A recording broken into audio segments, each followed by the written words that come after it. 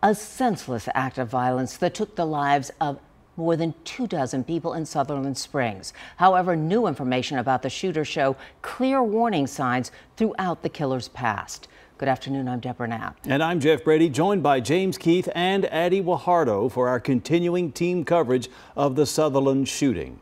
We're now learning that the gunman was no stranger to law enforcement. New documents obtained by KENS 5 are raising questions about how Devin Kelly was able to gain access to guns. Police are now telling us Kelly spent time in a mental institution and has made death threats before.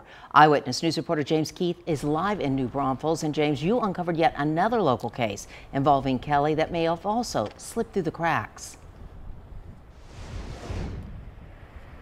That's right. The Comal County Sheriff says it's a 2013 sex assault case that investigators basically just quit working on a short time after Kelly moved out of state.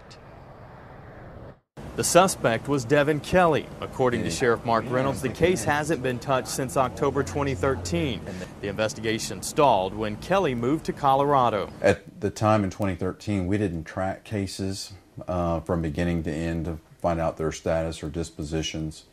Henceforth, after we take office in 2017, our new criminal investigations commander, he's developed an actual system and a processes where he's tracking every case that comes in. Sheriff Mark Reynolds says his office is now re-examining the case, even though Kelly is dead.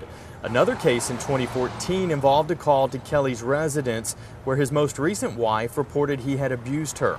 No arrests were made.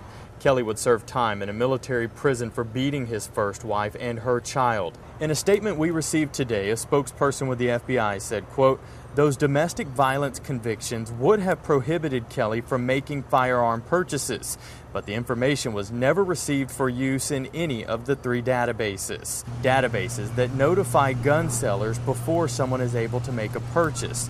A mistake the Air Force now acknowledges. We've also learned Kelly escaped from a New Mexico mental health facility in 2012. According to an El Paso police report, officials said Kelly suffered from mental disorders and had plans to run from Peak Behavioral Health Services.